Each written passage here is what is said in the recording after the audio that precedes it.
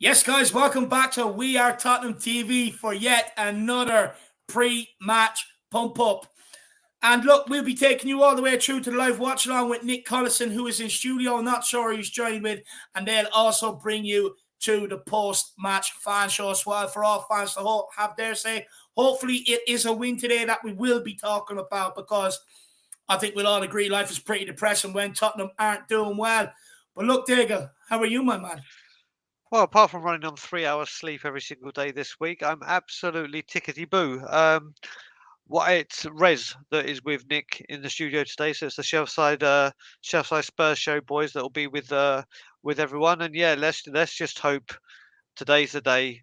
We put in 90 minutes worth of a performance. We get 3 points and change the mood that is currently being put around Tottenham Hotspur from all areas. The mood needs to be changed. It really does. It's relentless at the minute. Fans, journals. There's just so much noise around the club right now, and a win would really sort of ease that and lift that going into a crucial game Tuesday night against Marseille in the way of Champions League, followed by Liverpool at the weekend. We've got Julian Lester, new channel member to We Are Tottenham TV. Big yourself up, my man. You know that gives you access to the Good Morning Tottenhams, the post-match fan shows, and also Daigle's late show as well. So feel free to use that. Plenty of shows for you to be able to get on and share your opinions, my man. But look, we traveled down to the South Coast today. It is a 3 p.m. kickoff. We're at the Vitality Stadium, it's called. Referee is Andy Taylor, and in the VR room it is Gerard Gillet. Out for Tottenham, of course, is Kulu and Richarlison. Some rumours flying around this morning that maybe Kane could be out with a stomach bug. We'll wait to see how true that is. We'll wait to see the lineups. They'll be out in about 20 minutes' time, so we'll get on that and see what the story is with that. And look, although Bournemouth are missing their goalkeeper, Nato, you got another young guy, Mark Travers, who actually played against Tottenham. I think it was 2019, if I'm correct. It was a 0-0 draw, and this guy saved absolutely everything that came his way. But look, Daigle, as I said, we travelled down to the South Coast today. We're off the back of 2 defeats, 3 games with no victory whatsoever.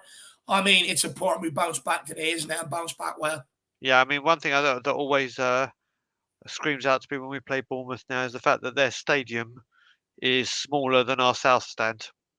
It's a ridiculous thing. That's how big our stadium is, and how big that stand is. That's a ridiculous stat to have. But this is a ground that's been very, very favourable to Spurs whilst Bournemouth were in the Premiership. And for a change, Harry Kane is one of the teams where he scores loads and loads and loads of goals. If he's on the starting lineup, then hopefully he'll repeat that. It's a game where we have to take all 3 points. I don't think a draw is acceptable, especially the way things have been going recently in October. So we'll have to wait and see. We shall have to wait and see, won't we? Look, Brian, going up against any promotion sides that gain promotion should be a routine 3 points for clubs like Tottenham. And I know there's no easy games in the Premier League, but these should be a routine 3 points. But it's more or less a sign of the times, or a sign of this month where we have we've lost 3 games. We drew. We haven't won many games this month, and it's kind of like it's a sign of the times that you're going into these games not really knowing what to expect. Are Tottenham going to come out and put on a convincing performance? Are they going to sit there and look laboured like they have most of this month? But for me, I think anything but a win is unacceptable today. I gave them the benefit of the doubt against United, Newcastle, and Sporting, but today, honestly, anything but a win is absolutely unacceptable. And regardless of what your thoughts are on Dyer's form, Davies' form, Hugo Lloris's form, etc., we should have enough in this side to beat Bournemouth today. We really should. If we don't, I think there's major conversations to be had, Brian. Well, David, you say that. We just have to look at last week at Nottingham Forest Liverpool. This is the Premier League where the one thing you can always say about this league is on any given day, anyone can beat anyone. It's not like the other leagues around Europe. This is a very, very competitive league. And if Forest can do it at home to the mighty Liverpool, it doesn't mean that there's no divine right to win a game. But like you say, we go into this game expecting to win. We should win. And anything else is cheers, Catman Jess. But yeah, anything else is you've got to look at it negatively, haven't you? If we get a draw or even worse, a defeat, it's not it's not acceptable. It's not good enough. It just simply isn't good enough. And look, our away form is absolutely shot to pieces as well. We've struggled away in the Champions League. We've struggled away in Europe, in fact, over the last 2-3 years. We've struggled away in the Premier League so far this year. Lost to United, lost to Newcastle, drew with Chelsea, West Ham. I think the only away Premier League game we've won two is Nottingham Forest and Brighton. So we seem to do well against the teams outside the top 6. But Brian, the teams inside the top 6, we haven't fared well. No, we haven't at all, and thank God Bournemouth aren't one of those top 6 in case we'd be worried about today. But we've got to turn our fortunes around. October, for some reason, has just been an awful month for us, hasn't it? It really has. If you look at it in the grand scheme of things, and the World Cup. Do you know what? Beforehand, I was dreading this World Cup coming in and spoiling our rhythm and getting us out of kilter. But well, now I can't wait for it. Mm. I cannot wait for this World Cup break to come just to stop playing, and hopefully the players will come back refreshed, and people like Spence will get more time with Conte, and Kulu comes back Mm. from fitness.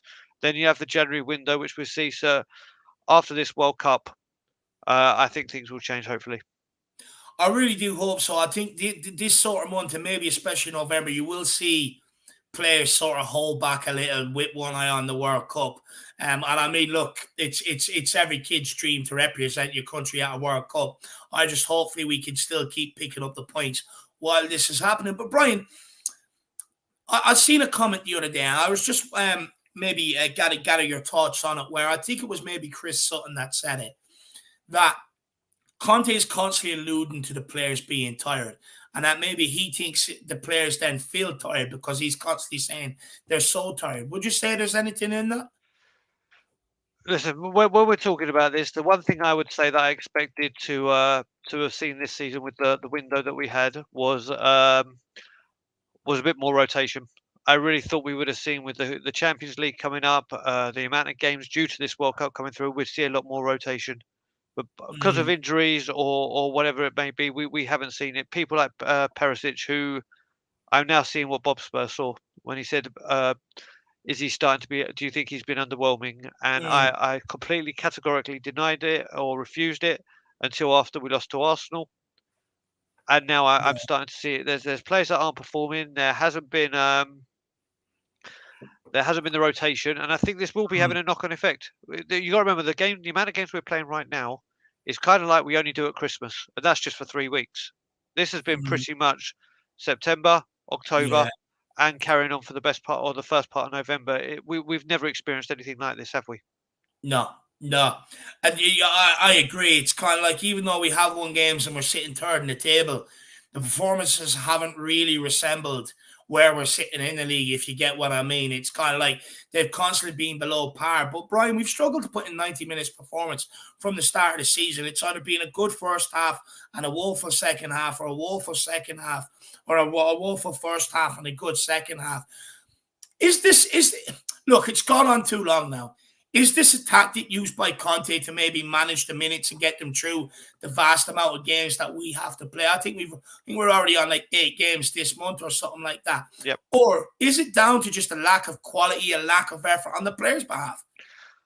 I think it's a bit of both, but I think it's more on the lack of quality because there's no way, as good as Antonio Conte is, and he may have his arrogance, he may have his ego, he's not going into games saying, "Listen, just play very fast and quickly for the first 10 minutes, drop off for the next 35, and then we'll batter them in the second half." This, like I said again, Mm, this is the Premier League. You can't do that.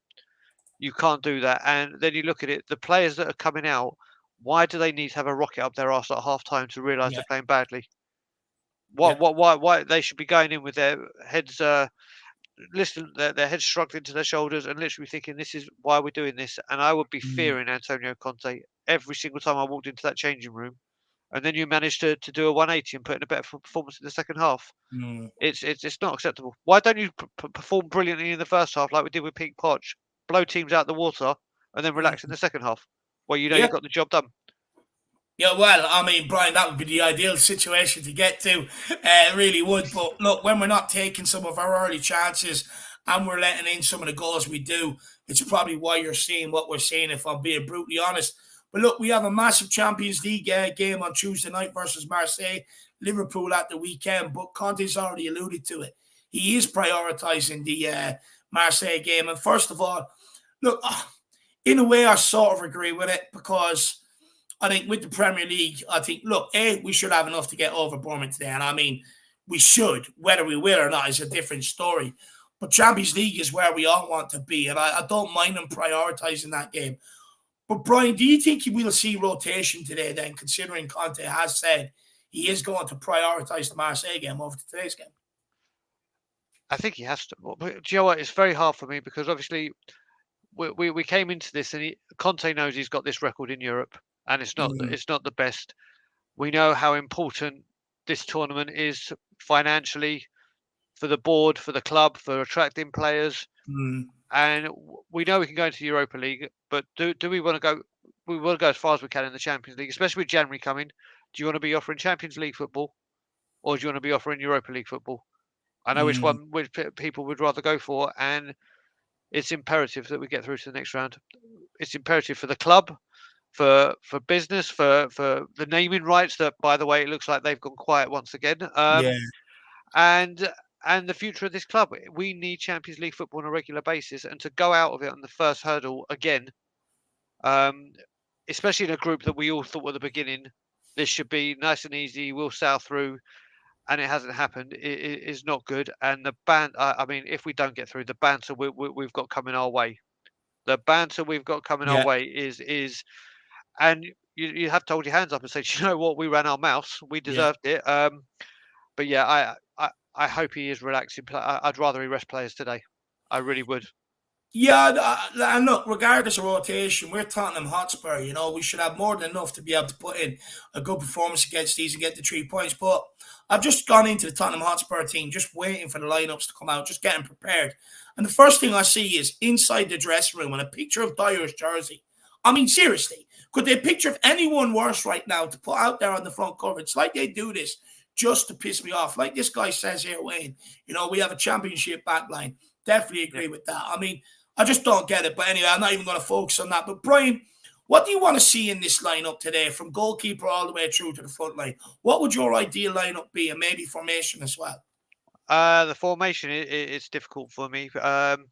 I will literally say that if there's big changes that I want to talk about, I would say that I would want to see Foster in goal, solely because Hugo's performance over the last few games has not been worthy. Listen, before, I know there's a certain person in the comments I can see, so I'm just going to make sure that this is understood clearly. He is a wonderful servant. He has been a great goalkeeper. He is an incredible shot stopper, but everything else is on the decline. Everything else is on the decline. And we have to face facts and say it's time to find his successor. And I grew up in a time where if you weren't playing well, you lost your shirt, and then it was your job to get it back. And he hasn't been playing well. Brian Hill needs to start. Yeah, Brian Hill does need to start. Lucas Moura was not the greatest, and I'm putting it mildly, against Sporting. And one thing I will say is he does offer some creativity. He does want to get forward. He does want to take his man on. So that's where I would see the changes that I would like to see at the moment. Midfield, listen, do we play a 3? Do we play a front 3? Do we play with Hill? Do we play a 3-man midfield where Hill's the more attacking one, rather than 3 Basuma, Skip, or Hojbjerg, or one of the 3 or 3 of them? That's the decision for me. Do you play Hill rather in a 3 with him being more attacking in the 3, or you play him on the right? What about you, David? Do you know what? For me, I prefer the 3-4-3. Even when people calling for the 3-5-2, I said, I get we've injuries, but then we could still play a 3-4-3 if we wanted to. You could push Perisic further up the pitch to make a 3.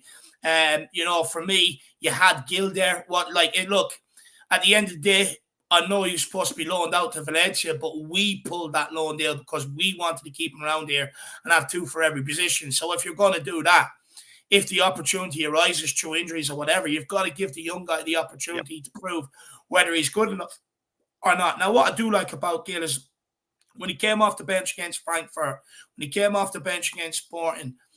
Now, I'm not saying he's ready or he's the finished article, but what he did do, Brian, is for me, he injected a bit of life into the game.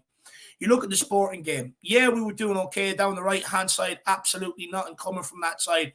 Everything was coming down from the left-hand side, but the quality of maybe crosses just wasn't there. But when Gil came on, it really ramped up. He gave us an attacking threat down the right-hand side. We could put balls in from that side too. Not only that, though, Brian, he's taking the ball down. How many times have we seen it being rotated across the middle? 3-4 passes about the other side. Gil, not a bother, just one pass directly over to the other side of the pitch, can switch play. But also, he runs at players, Brian. I like that. He makes runs in behind. Yep. But not only that, what I love most about him is when we don't have the ball, you look at our team right now, How many players are running around like a blue arse fly to try and regain possession? Not many. They're all very happy to kind of sit back, get comfortable, and sit in a shape for a period of time. Whereas Gill will absolutely hunt that down, especially if he loses that. And for me, something like that can actually be infectious on the team. It can rub off on other players where they're like, well, hang on, if this guy's doing it, why?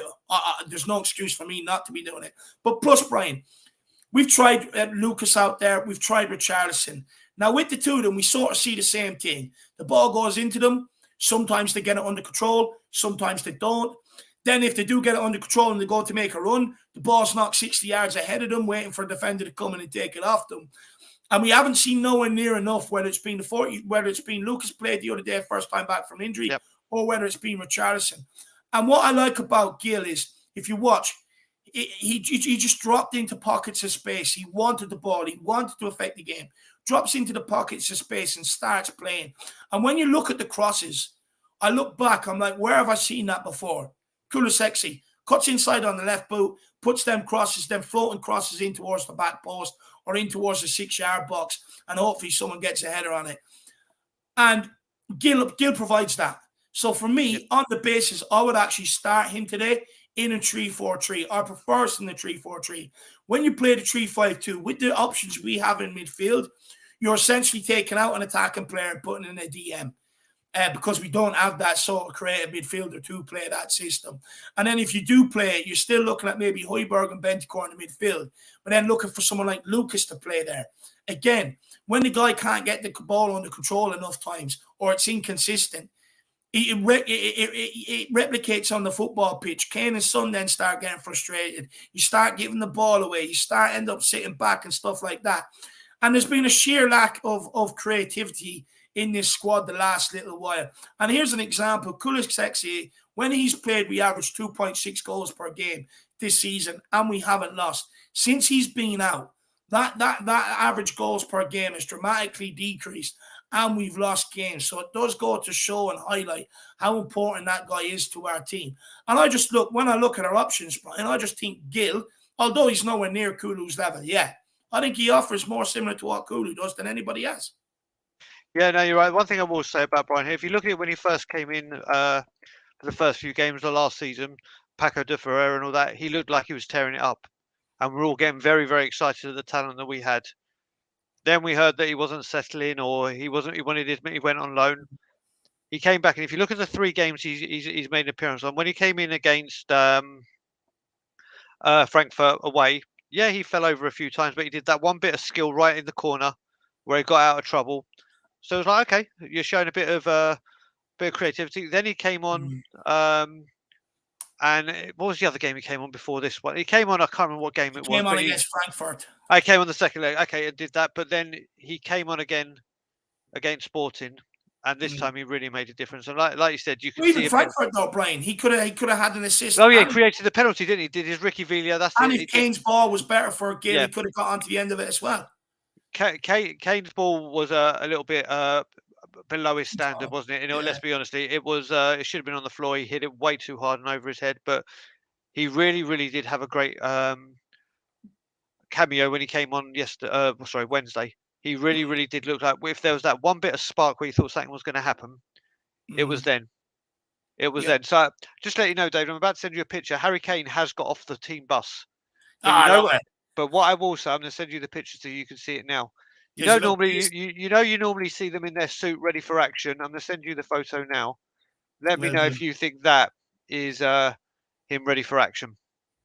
I'll tell you now. Just give me 1 second. As you have a look.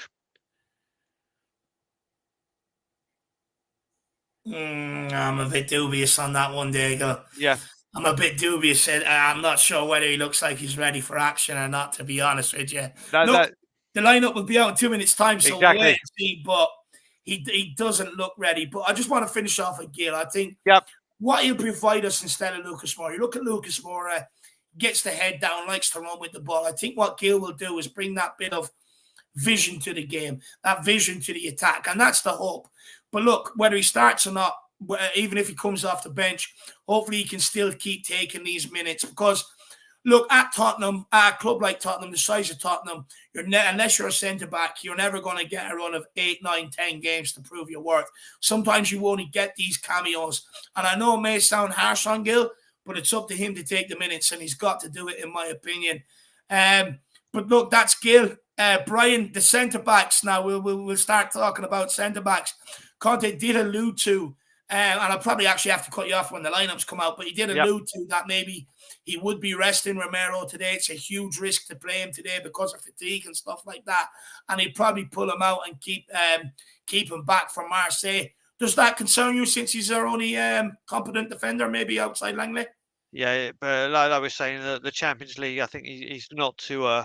He's got to be starting in that, and we need to wrap him up so he is available for that. The other thing is as well, we heard about Hojbjerg, didn't we? He mentioned about Hojbjerg yesterday, but Hojbjerg we know is a warrior, so you're more than likely to see him. But our defense has not looked very good, has it? And the one person but he hasn't really had any commanding performances, Romero, this season compared to what the heights he hit last season. So I am hoping that he is rested. But again, if Kane's out and we need to sharpen the defence and tighten up defence, because obviously our main threat could be out, do you start him? Do you know what?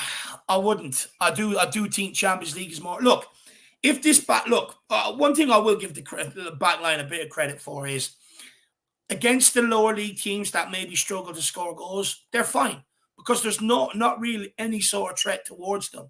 It's when they come up against teams that carry a goal scoring threat, which is what really lets them down, to be honest with you. So I actually think, look, if it is Davinson Sanchez and Dyer today, which I'm going to find out now exactly for you guys, I'm going to bring it up for you as well. If it is them today, look, I do have a bit of faith that they should be able to sort of get the job done for us, Daigle. But again, you just don't know what you're going to get with this back line. But everybody, I'm just going to bring up the starting lineups for you guys now in here, and we'll see who is on, who starts and who is on the bench.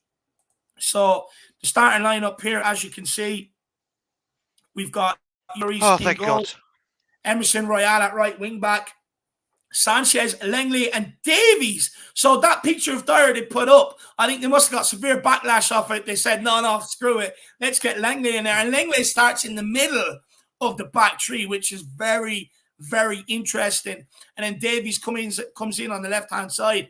Sessegnon at left wing back, Hojbjerg, Basuma, and Skip in the middle with Son and Kane up front. So Gil looks like Gil is on the bench. And on the bench, you've got Fraser Forrester, Matt Doherty, Japhet Tanganga. You've got Jed Spence, Eric Dyer, Perisic, Bentancur, Brian Gilmessi, and Lucas Moura. So we have two attacking options off the bench today. Brian, what do you make of the lineup? First of all, we'll start with it does look like it's going to be a 3-5-2, but Langley in the middle of the back line, Dyer being dropped. And for me, I'm absolutely over the moon to see it. It's someone like Kim. You can't keep putting in them performances at a club like Tottenham Hotspur and expect to play every single week. There's somewhere along the line there has to be accountability, and it looks like that's happened today. This is where you've got to realize, has Dyer been dropped? Has he been rested? Has he been rotated? Who cares? He's not in the starting lineup. The one thing I will say that's a bit more positive to me with Longley starting in the centre is, as we've all spoken about, Hugo's distribution. Playing it out to him in the centre may be a more safer option than Eric Dyer. So I think that is a positive move. Seeing Sessegnon, I'm a fan of Sessegnon defending. I really am. He needs to work on his attacking. He really, really needs to work on it. Seeing Longley and Davies, we never thought we'd see the two, did we? We always thought it'd be one or the other. So we got two natural left-footeds there. So it'll be interesting to see what's going on there. What's your thoughts on the defence? Do you know what? The defence I'm happy with, Dyer. Daigle, I was going to call you Dyer. I was just so caught up with him at the minute. No, Daigle, I'm actually happy with it. Look, for me, I think Sanchez has proven maybe that against these sort of lower league teams, he can do a job. It's against the bigger teams where he gets exposed.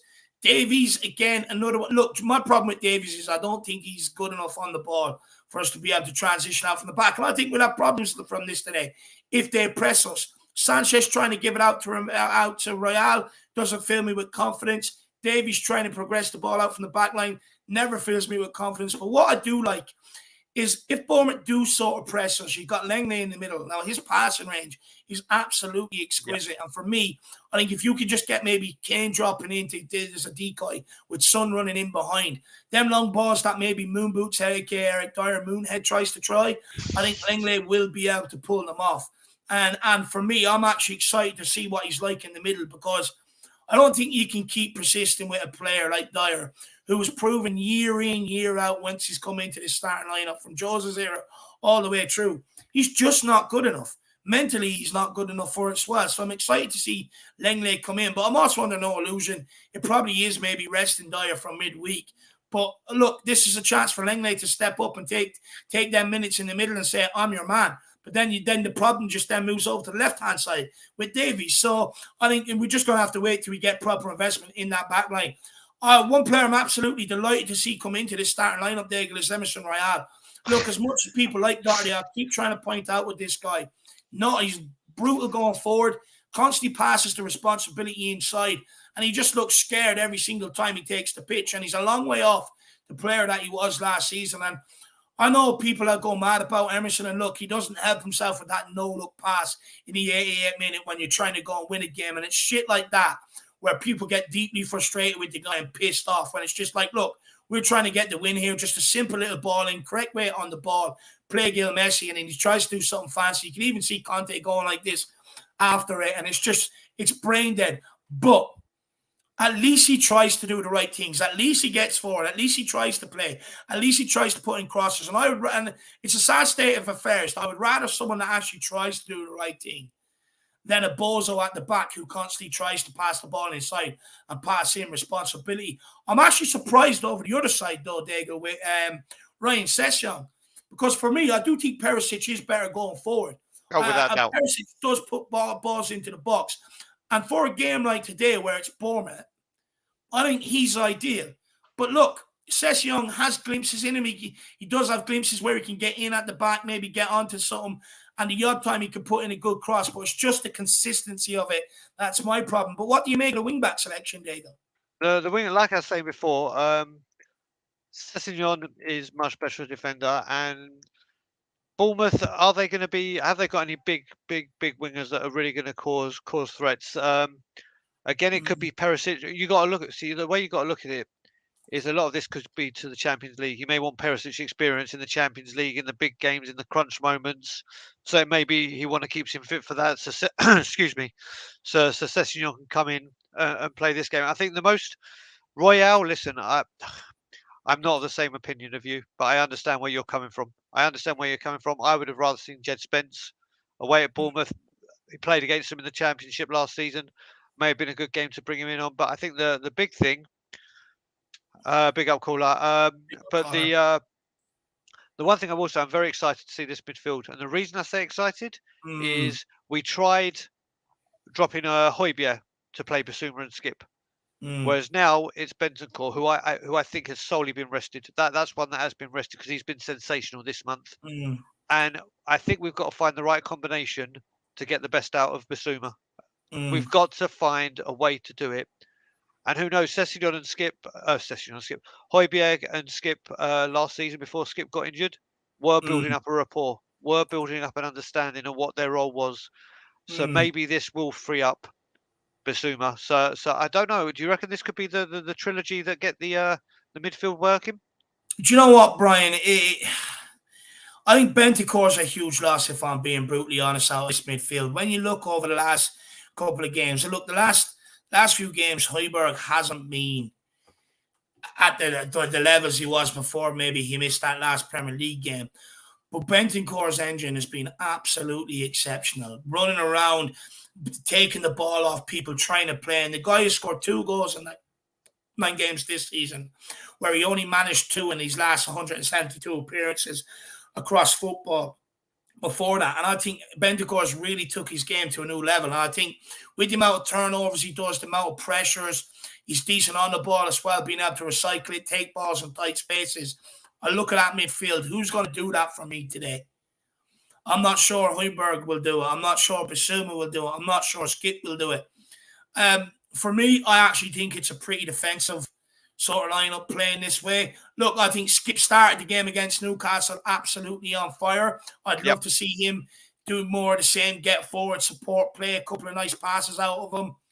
Basuma, do you know what, Brian? I've been a bit let down by Basuma, to be honest. I've been a bit disappointed with Basuma since he's got here. I don't think he's anywhere near replicated the form that he showed at Brighton. I think he's a bit too passive. And to be honest with you, anytime the ball comes into him the last while, it seems to be bouncing off him, and so he struggles to get it under control. And it's like, well, I say the same about Lucas, Dyer, Davies, Sanchez, people like this. So I expect a massive game from him today. It's good to see Hojbjerg back in. I think we missed him against Newcastle. To be honest with you, Brian, this guy is, look, I explained this last week, with our wing backs, we're expecting them to be creative, especially in the 3-5-2, more so in the 3-5-2, to show plenty of creativity. Now, from open play, we've got 1 goal and 1 assist from all of them, which is not good enough. So I think with Hojbjerg coming back in, he's got 3 goals, 3 assists so far this campaign. He gives us that bit of creativity through the middle, which I like that. I like Hojbjerg being in there, but I'm not sure about this midfield. But at the end of the day, look, it is Bournemouth, and if they don't get the job done, well, then that's on them. They'll have to listen to us after. Yeah, I mean, once again, this has got written all over it. The way it's, like you said, it is looking more defensive again, isn't it? It really, really is. But at least there's a couple of options on the bench. I'm happy. Listen, I'm happy they've gone 2, because if they'd gone 3 and Mora had gone ahead of Hill, then I would have been not very, very happy at all. But at least there's options there. There's options there, and let's just hope this 2 Sudden Kane need to click. Well, we keep hearing this every week. We're going to click. We're going to click. We're going to click. We're going to start fast and continue. And unfortunately, it just hasn't happened through hook or by crook. And we've got to start putting a marker down, saying, right, well, listen, we're in November next week. We're in November, and we're still saying, wait till we click. Wait till we click. Wait till we click. How long do you say till you wait till you click? Till you wait till you click? It's we've got to look into this, and hopefully playing these 2 and they can get their understanding back in this game. Harry Kane scores goals at this ground. Let's face it, he scores goals at most grounds. But let's just hope we can do this. Let's just hope so. And I actually think we might see a better Basuma today. But this will be the day where, if he doesn't, I'm going to stop saying this, because we got to stop saying, yeah, he did so well for Brighton. He can do this. He can do that. And he just hasn't shown up, has he? When he's been given a the full 90 minutes. Yeah. Look, I really do hope so. We see a good performance from Basuma. But Brian, maybe do you think he's been utilised a bit differently? Because the majority of times he's played, he's been used as that sort of holding midfielder. You think maybe we could play him on one of the sides and actually let him be a bit more proactive about going and winning the ball back, letting him drift forward? Because well, we've seen against this guy, you know, when he was up against Harry Winks in the midfield, he just balls him off the ball, takes the ball, goes up, puts one into the back of the net. I mean, I want to see that, Basuma.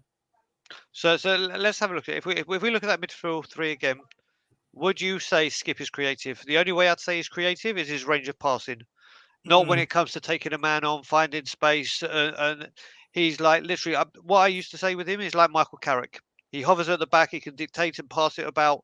Then you look at Hojbjerg. Is Hojbjerg a man that can take people on with pure skill? No, he's just a complete runner with a stamina of 1,000 men, and he'll just keep just running. Basuma is the one with a little bit of flair. Basuma is the one that can take a man on or hold a man off with his strength, and I want to see more of that. If we're crying out for creativity, and we want a little bit more aggression and to be a little bit more proactive in the midfield going forward, I think Basuma is the key. Out of what we have on that starting lineup, but we haven't allowed him to say, "Go on, go play your game." And let's see what you can do. It's been very regimented.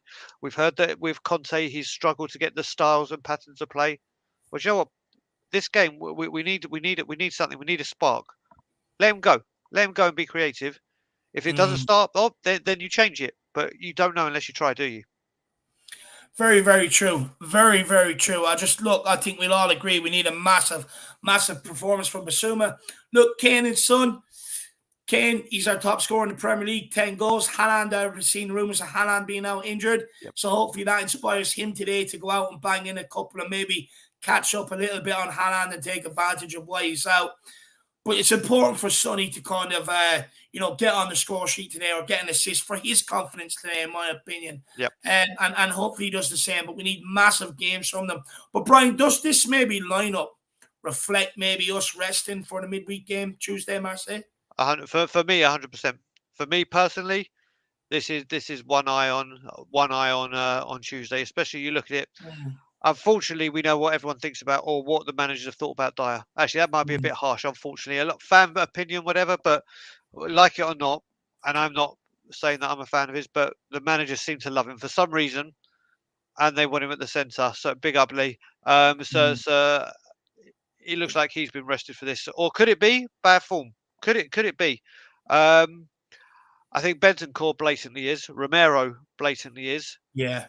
I'm again. How many What minutes has about Harry Kane Dyer? played? Is Dyer dropped or is he rested for Marseille?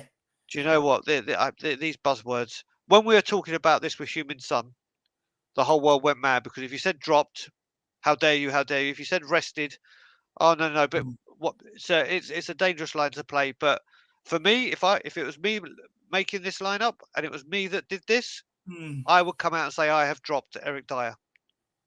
Yeah. But would Antonio Conte, would a Jose Mourinho, would a they may say, listen, I'm resting, I'm thinking with him in mind. But for me, if this was me, I would come out and say I have dropped Eric Dyer. You couldn't come out and say it though, because he'd be throwing his toys out of the pram and crying and I need love, I need hugs. How can a manager say that? I mean, we know Jose Mourinho tried telling these players home truths. They really, really couldn't accept it. But Brian, I want to talk a little bit about Hojbjerg at the minute. Now, Hojbjerg missed his third Premier League match in 3 years last weekend against Newcastle. Does this stat actually highlight how important Zinedine Salzburg is to the team? And what is it he brings to this team that makes him so important? Because that's an incredible stat, that.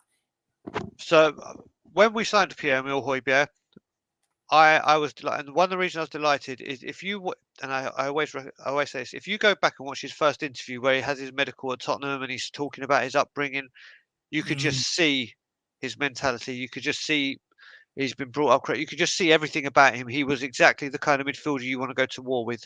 mm, And you look at you have to look. And I keep saying over the last 3-4 years, find me a player in the Premier League that is as dependable as him to be fit, ready, and available to play. We have to remember the sheer amount of games this man has had. Not only yeah, did he had his first season with us, second season, then he had the Euros, and he played pretty much every minute for Denmark. Then he yeah. obviously had the travesty of witnessing what happened to Christian Eriksen. Then he got Mm, married, and even after married with his honeymoon, he came back to training 2 days early to get some extra fitness work in. Then he plays pretty much every game that season. And he's doing it again. This guy is as dependable as they come. And mm, you just see it. This guy celebrates winning a goal kick when he's seen the ball out, like he's just scored a goal. mm, And this season, he's actually added a bit more creativity. He's become a goal mm. scoring threat. And I think he's now played over 150 games in 3 years. And it's like, who does that? It's Who incredible. It's incredible, and he keeps churning out these performances. And like I said, if I could say one player every single game that you could reliably depend on to say, "Yep, I'm fit, ready, available to play," it's Pierre-Emile Hojbjerg. And Yeah. managers love that. Managers love that kind of player. Absolutely spot on. And for me, I think it's his heart, his passion, his desire. But not only that, I think what I like most is he talks to people. No one else out there talk to people. They all look at each other, throw their hands up, and then turn away. Whereas Hojbjerg will actually talk to people, will hold people accountable. And I actually like that about the guy. But what an incredible stat by Hojbjerg. And hopefully he puts in another good Zinedine Salzburg appearance today. If he scores one more, he scored more than what he did last season. So it kind of goes to show sort of trajectory he is on this season. Espen Anderson says Royal, Sanchez, Langley, Davies, Sessegnon, and then just finishes it off with laughing emojis. Look, I think a lot of people are feeling your way, Espen, but like I said, it's not so long ago people were telling me how great Sanchez was. He's kept 7 clean sheets when he's played, and they were all against lower league opposition teams, which I try to tell people. So hopefully today he does the same. David, let You me just know? say one thing to you. Let me just say one thing to you regarding that. With this super chat here, does that scream Champions League defense? No, of course it Champions. doesn't. Of course it doesn't. We all We'll, know. we'll, we need open heart surgery on this defense. That's the thing. Does that scream? I can see why he's laughing. Obviously, we all have our players that we like, or that does not scream Champions League elect. to me It's in been any the biggest area of neglect, Daigle. You for know, we sure, spent for money in the sure. midfield, spent money at wing backs, whether rightly or wrongly, spent money up in the forward areas. But what we haven't done is spent enough money in that back line. And we keep persisting with players who keep giving us the same crap. But I do want to talk about Sessegnon. And look, I know I'm not his biggest fan. I think there's many flaws to the game. I think defensively, he's decent. But going forward, I just don't understand. Because he used to play as a winger, why can't he cross the ball? And it's a real bugbear of mine. But Dago, with Sessegnon, he actually took up, where is it? Just pre-season. Just give me 1 second there, lad. Right, yeah, he undertook an individual preseason training camp in Portugal last summer to aid injury prevention. Since then, Sessegnon has been available for every match so far this term.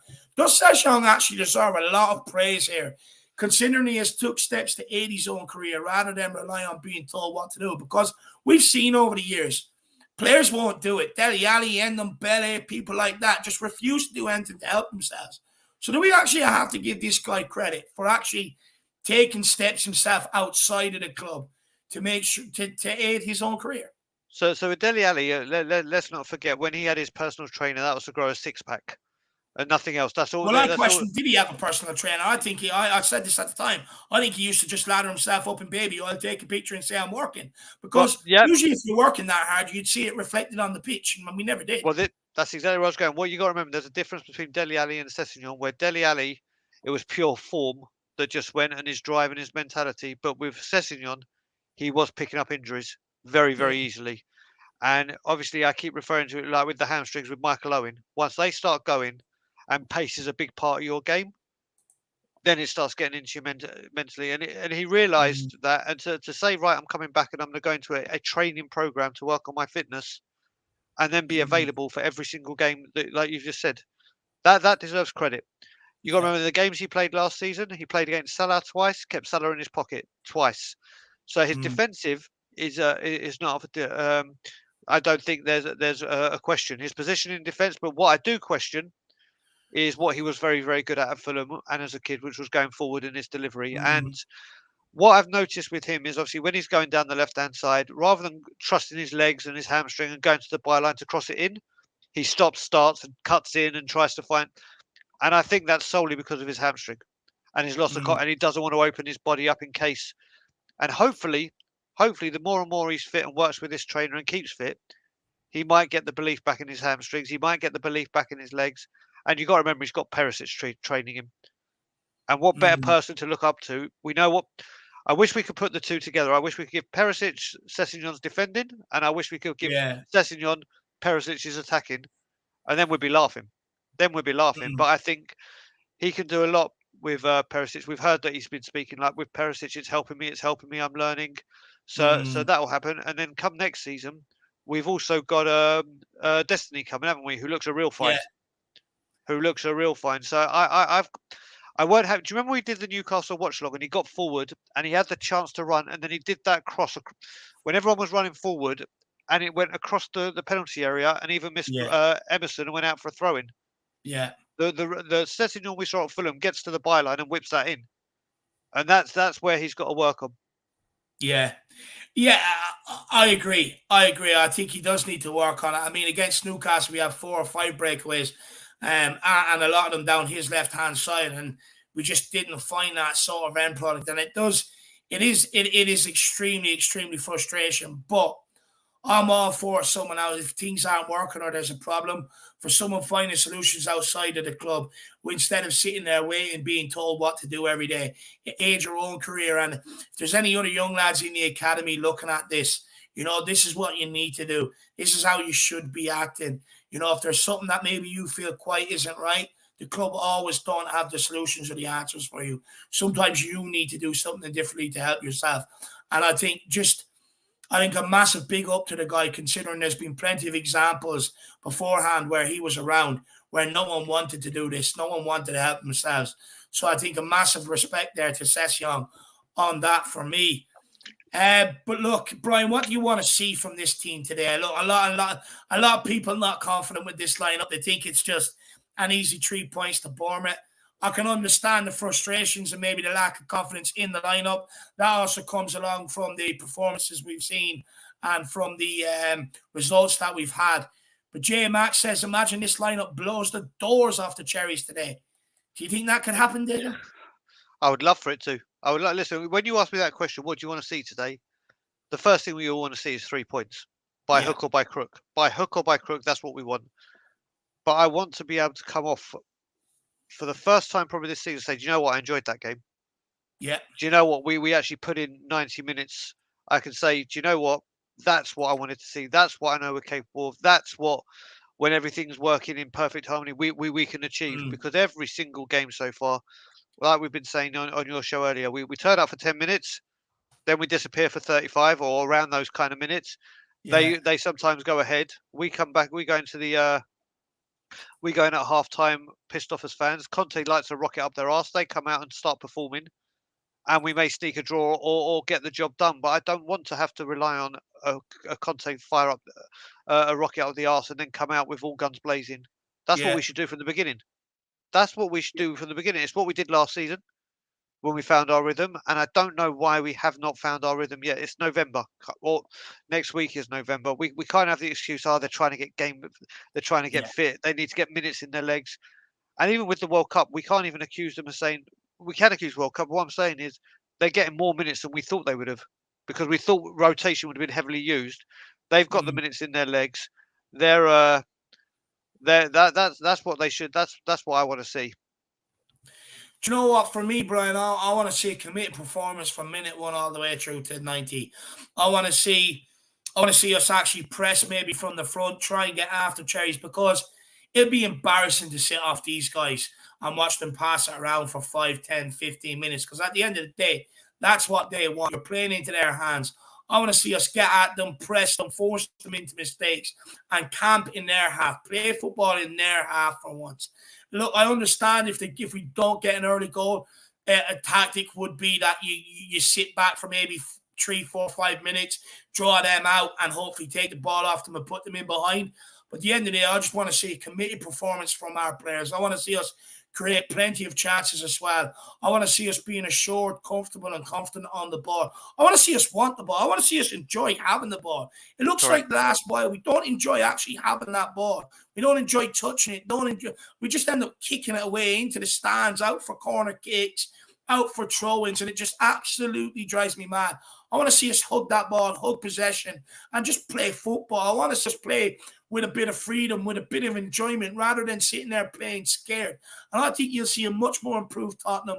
I think if you've seen that today, I think it also replicates itself into the fan base, where it's like, okay, hang on, starting to peak now. That was a good performance. That gives me a bit of confidence going into a huge week. Marseille away, Liverpool then in the Premier League. And that's the main aim of today. Good performance. And give us confidence going into a massive, massive week. And you'd be surprised what 1 win can do, change the sort of aura around the club, around the fan base and everything else. So I want to see these guys actually give the fans a bit of confidence today. And they owe us. We've given them plenty of support this year. And even though some of the shambles we're seeing in our sacred jersey, we're still giving them support. So now's the time for them to repay that today. Now's the time for them to deliver today. We've been a laughing stock and an embarrassment this month, and it's got to stop somewhere. And hopefully it's today against the Cherries. Hopefully we can cherry pick our results, if you like a pun. But Diego, what's your score prediction, and where can people find you, my man? So they can find me pretty much on this channel a hell of a lot. I'll be in the studio a lot when I'm back in London. My channel with Brian Ireland, Danny Kiriakou, Ben Kaufman, Ryan Isaacs Kennard, and the Assassinator, who will be doing some stuff off the World Cup, will be Tottenham on tour, and we will be back in a big, big way. And yeah, we're big up Brains. Looking forward to seeing you when I'm back, brother.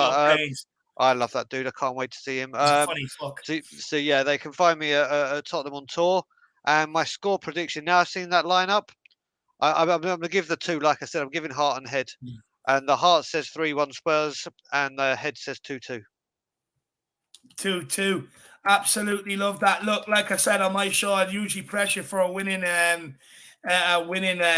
prediction, but with the way we've been this month, it's hard to do that. Look, for me, I'm gonna stick with my score prediction. I'm gonna go 2-1 today. Look, I think if we end up sitting back, Daigle, I think Philip Billing has a good shot on him. Yes, he does. You know, from distance, I think that might end up catching us out if we sit right off them. Solanke barely scores, but it's then again, he's up against Tottenham. But I do think we should have enough going forward with Son and Kane to be able to find the back of the net on a couple of occasions to be able to bring us to 3 points. Be interesting to see if Gill gets any minutes off the bench and how he takes them. That'd be very, very interesting. I think he should be rewarded with some sort of minutes today. But I'm going to go 2-1. Everyone else, get your score prediction in the chat. We've got a super chat here from Bobby.